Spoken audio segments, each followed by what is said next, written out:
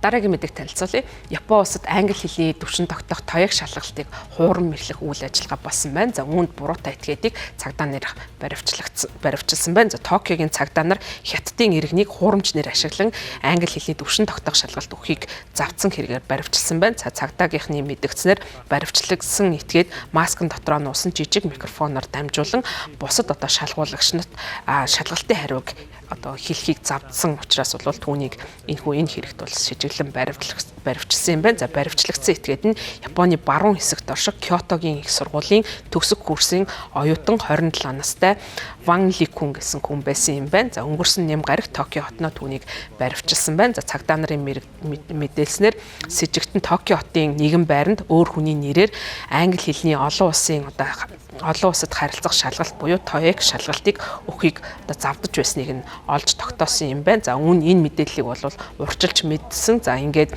тухайн үед нь бол хууль зөрчсөн энэхүү с ิจ гтнийг баривчилсан юм байна. За шалгалт зохион байгуулагчид бол урьдчилсан байдлаар энэхүү үйл явдлыг мэдсэн юм байна. За тэд бол нэг хүн өөр нэрээр хэд хэдэн удаа шалгалт өгч байсан гэсэн мэдээллийг цагдаа нарт өгсөн учраас тухайн үед цагдаа нар бэлэн байдал байж с ิจ гтээ этгээдийг баривчилж авсан байна. За цагдаа нарын мэдгцнэр с ิจ гтэн эхлээд цагийн ажил хайж байсан юм байна. За тэгээд нэг хүнтэй бол тухайн одоо цагийн ажил хийхээр бүртгүүлэх үед нь түүнд шалгалт өгөхийг санал болгосон юм байна.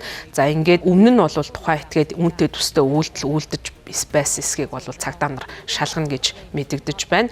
с ิจ гтний шалгалт өгөхөстөө өрөөнд бол шалгуулагчдын 30 орчим хувь нь ирээгүй байсан гэж цагдаагийнх нь хэлсэн.